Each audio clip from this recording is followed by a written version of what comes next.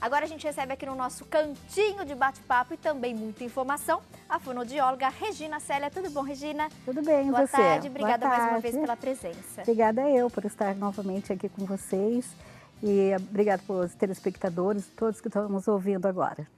No nosso último encontro rendeu bastante, né? A Com nossa certeza. prosa foi boa, Opa. o pessoal em casa participou, a gente falou um pouquinho de algumas limitações na fala que algumas crianças apresentam. É muito comum, principalmente o pai que está em casa, né, ter aquela dúvida: Tati, meu filho ainda não fala, meu filho troca aí, né, algumas letras, algumas sílabas. E a gente conversou um pouco sobre isso no nosso primeiro encontro. Quem perdeu esse bate-papo pode acessar o nosso site, o conteúdo está lá disponível para vocês. E hoje a gente vai dar continuidade a essa entrevista e a gente vai focar um pouquinho mais a questão dos distúrbios de aprendizagem, que foi citado na última entrevista, e hoje a gente vai aprofundar aqui o tema. Também é muito comum hoje, né? E como é que os pais podem identificar quais são esses distúrbios, Regina? E como a gente pode diferenciar eles de outros problemas também comuns quando a gente fala, né, nessa questão de desenvolvimento das crianças? Então, a criança que tem algum distúrbio de aprendizagem, ela já começa indo mal na escola. Às vezes tem um baixo rendimento, pode ser assim alguma causa emocional, a criança que de repente começou a falar mais tarde, que não tem habilidades básicas desenvolvidas, quer dizer, ficou uma parte restando assim do início, que é a pré-alfabetização, tipo assim, não tem noções, ela está com uma idade já escolar, né? Ela está entrando na fase escolar e ainda não tem noções de cores, tamanho, formas, e de repente começa essa bem a fase inicial, né, da aprendizagem, e começa a ter alguns distúrbios aí na fala e está trazendo para a escrita. E às vezes se confunde um pouco isso daí. Ah, o que será que o meu filho tem? Será que é um déficit de atenção? Será que é um distúrbio de dislexia, que é uma troca na oral e na escrita? Enfim, o que que é? Então, vai vendo que no início tudo é viável, né? Está começando a alfabetizar, então tem aquelas trocas que são pertinentes. Por exemplo, quais seriam as trocas aí que os pais não precisam se preocupar, que é comum naquele início, né, de aprendizado? Então, uma troca, vamos supor, a criança vai escrever mesa. Ela escreve mesa com Z e é com S. Tudo bem, uma vez ou outra errando, não tem importância, mas o ideal é que a gente explique, mostre o que é, não deixe passar. Eu acho que corrija já de imediato, mas é pertinente que a criança ainda erre, por quê? Ela está no começo de aprendizagem, então essa troca poderá ocorrer. Assim, outras mais difíceis, quando começa a escrever, que tem o AN, o AN, o AM, né? Então, tudo isso acaba comprometendo mais a parte dela da escrita. Se esses erros permanecerem, aí o pai tem que ficar atento. Sim, aí tem que ficar atento. Que aí pode ser um distúrbio. Fazer alguma coisa, pode ser um distúrbio de aprendizagem que ela vai depois, como é que se diz, modificando, acentuando mais isso daí. O que vai ocasionar esses distúrbios, até pela sua experiência mesmo dentro de consultório, Regina? Então, o que a desenvolve, criança, né, desencadeia isso na criança? Ela acaba perdendo um pouco a autoestima, porque tudo que ela faz erra, ela tem dificuldade no ditado, tem dificuldade em coisas de evocação, de pensamento lógico, entendeu? Ela tem que pegar e saber assim, decifrar como que são as coisas, tipo assim, na base da brincadeira, você fala assim para a criança: ai, você, como que é? Tem aquelas frases assim, né? Você hoje está com... sei lá, está com um saco na cabeça, mas não é um saco na cabeça, ela está com a cabeça cheia de coisas, né? Então, uma coisa assim, uma hipérbole, um exagero. E a criança, às vezes, não entende isso daí. Então, é através, assim, de algumas coisas que ela tem que estar imaginando e colocando. E isso daí são coisas mais abstratas, que é mais difícil dela conseguir. E ela, nessa fase, tem que ter a noção do quê? De todas, através do pensamento lógico, é onde ela vai ter, às vezes, algumas dificuldades. Ela não sabe, assim, ela não tem memória, então ela não tem atenção. Se ela não tem atenção, é porque ela não prestou atenção, não memorizou aquilo. Se ela não memorizou, ela não vai conseguir decodificar. Então, a professora fala algumas coisas e ela não consegue estar escrevendo da forma que falou e acaba trocando as palavras. E tem algumas que são mais acentuadas, até entra um pouquinho no caso de dislexia, que é uma troca de fonemas que tem o mesmo ponto e modo de articulação. E tem outras que não é tanto assim pura, é mais ortografia mesmo. Você sabe que a Regina passou para a gente um material muito legal. Eu queria até pontuar para vocês de casa, gente, algumas características, manifestações das crianças que vale a pena o pai ficar atento. Se perceber alguma dessas coisas que eu vou falar agora no seu filho, é importante procurar, tá bom? Então, um especialista no assunto para cuidar e tratar o quanto antes.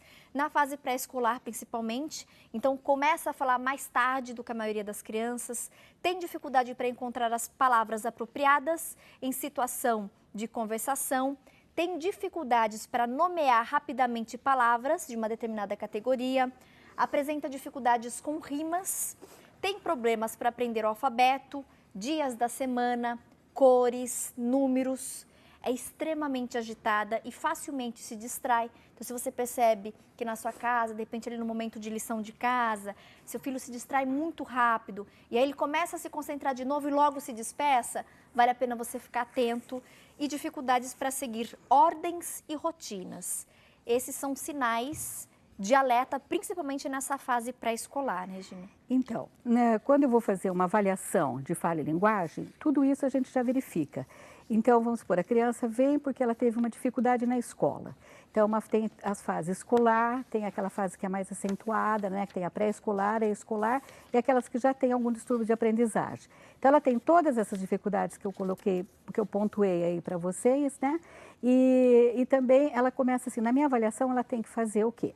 Normalmente eu dou uma lista de palavras para ver qual o fonema. Fonema é o som que a criança troca.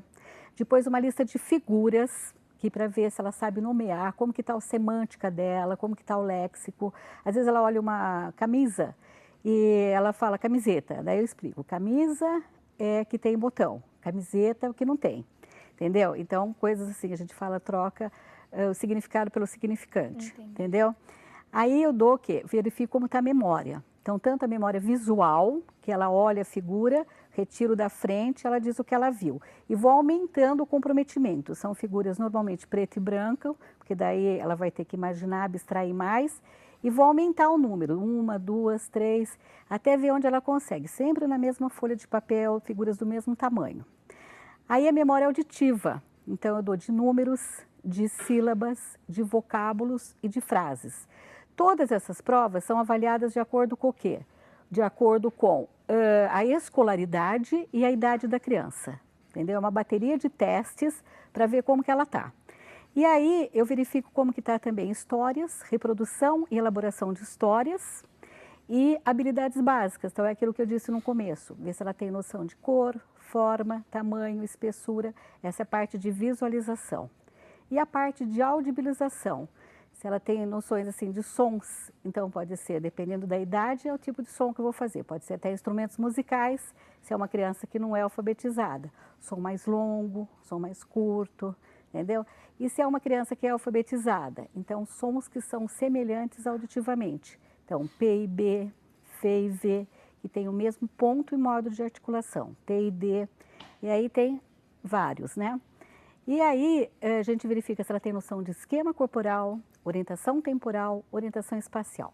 Porque se ela tem noção de todo esse conjunto, ela está pronta para a escrita, para a alfabetização. Se falha algum desses períodos, ou ela pula a fase da escolaridade, não fez o pré, não fez alguma coisa, então o que acontece? Ela já acaba tendo alguma dificuldade na transposição da oral para a escrita.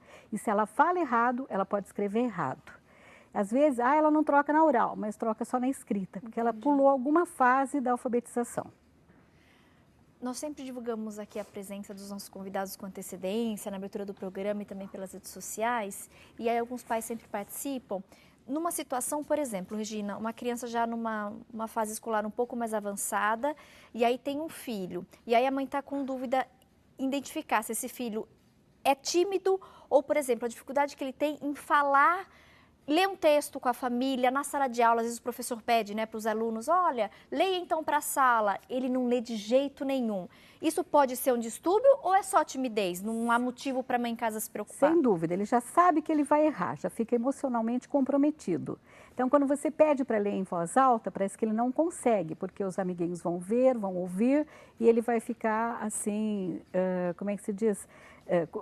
Com vergonha, né? Todo assim, a timidez também leva a isso, porque ele já está com vergonha, ele sabe que ele tem algum comprometimento, então ele não vai querer ler. Então ele coloca o quê? Uma barreira nisso. E parece que a leitura não sai mesmo, entendeu? Então ele já não consegue assim amadurecer para falar, eu consigo, eu sou mais, vou conseguir falar, vou conseguir unir as palavrinhas. E às vezes a criança não tem memória, então ela não memoriza. Vamos supor, ela vai escrever casa, então o C e o A dá o K. Daí você dá uma outra palavra para ela, cachorro, que também tem o C e o A. Daí, de repente, ele fala uma outra sílaba que ele não memorizou aquela primeira. Ele não então, consegue juntar não consegue novamente juntar o C e o para A no formar cachorro. outra palavrinha diferente. Entendeu? Então, é onde foge um pouquinho do controle deles. Então, às vezes, uma equipe multidisciplinar que seria o ideal para trabalhar com essa criança. Porque, às vezes, ela está tendo comprometimento em várias áreas. Então, vamos supor, a professora identificou o problema. A mãe viu em casa que também ele tem alguma coisinha aí que notou alguma coisa estranha. Exato. Aí ele foi para a fonoaudióloga. O emocional dele está comprometido, então a gente pede para fazer um trabalho com psicóloga também, ou com psicopedagoga, que seria melhor ainda, que trabalharia com as duas áreas. E faz uma junção disso. Então, se essa criança está muito comprometida, o ideal é o quê? Que esteja uma equipe multidisciplinar atendendo ela. Hoje, quais são essas características de distúrbios mais comuns? O que é mais frequente você encontrar dentro de consultório, Regina? Então, essas trocas mesmo, que abrange, o pessoal às vezes confunde um pouquinho com TDAH, né, que é o transtorno O de desenvolvimento, déficit de atenção, que confunde um pouquinho com isso, e às vezes com processamento auditivo central, que talvez seja uma outra coisa que tem bastante para a gente falar que é confundido com a dislexia muitas das vezes. Dislexia é a questão da escrita. Troca na escrita, com os pontos de articulação, né, PB, TD, FV, CG e aí vai. E agora, como é que se diz? O desenvolvimento de processamento auditivo é o déficit de processamento auditivo central, né? Então, esse PAC que a gente fala, né? Que é o processamento auditivo central, é quando a criança fala assim, eu escuto, mas não entendo. Então, eu consigo escutar, vai fazer um exame de audiometria, que aliás é um pré-requisito para fazer o exame, dá normal, não tem perda de audição. A maioria das vezes é normal. Mas parece que escuta e não entende. Ela tem dificuldade de se organizar neurologicamente, de estar assim, vamos supor, você está falando e tem barulho. A criança não consegue prestar atenção no que você está falando, a professora falando, por exemplo. Ela não se concentra, fica no barulho, vamos supor que está no recreio. Entendeu? Então, é alguma coisa assim. E fácil distração, distrai por qualquer motivo. Entendeu? Caiu uma borracha lá na frente da classe, ela já se desconcentrou totalmente no local que ela está, mais no fundo da classe. Então, a gente pede. Coloque essa criança na primeira carteira, de preferência de perto da professora, não nas laterais, entendeu? Na verdade, sendo diagnosticado, né, algum desses distúrbios, é um trabalho em conjunto, então, com especialistas da área, né, psicopedagogas, fonoaudiólogas. O papel dos pais em casa também é muito importante. Sem dúvida. E na escola, o professor ali também é fundamental para ajudar nesse estímulo e ajudar, né, nessas limitações. Mas tudo isso tem tratamento, existe uma solução. Sem dúvida. Ou não, a criança depois, quando crescer e virar um adulto, ela vai conviver com isso também? Não, tudo isso tem tratamento, tem soluções. A gente dá exercícios onde a pessoa vai depois, a criança vai fazer em casa com a ajuda dos pais. Cada sessão eu explico, eu ensino e tem vários exercícios para realizar conforme isso. Então, num outro tópico, talvez, tiver a oportunidade de falar, a gente pode até discorrer um pouquinho mais o que é esse processamento auditivo central que é tão falado atualmente, que o pessoal confunde um pouquinho com outras patologias. Combinadíssimo, então. Tá Obrigada, Regina, Obrigada pelas orientações. Eu. Fica um alerta aí, acho que é importante para os pais, né? Se perceberem alguma coisa estranha no comportamento da criança, no desempenho escolar, né? Às vezes o pai fala assim, meu filho é relaxado, meu filho é preguiçoso. Mas às vezes, na verdade, tem ali um distúrbio, alguma limitação, e aí você pode ajudá-lo procurando os especialistas e ficando atento mesmo nesses sinais. A gente pontuou aqui informações bem importantes e aí olha aí com atenção, tá?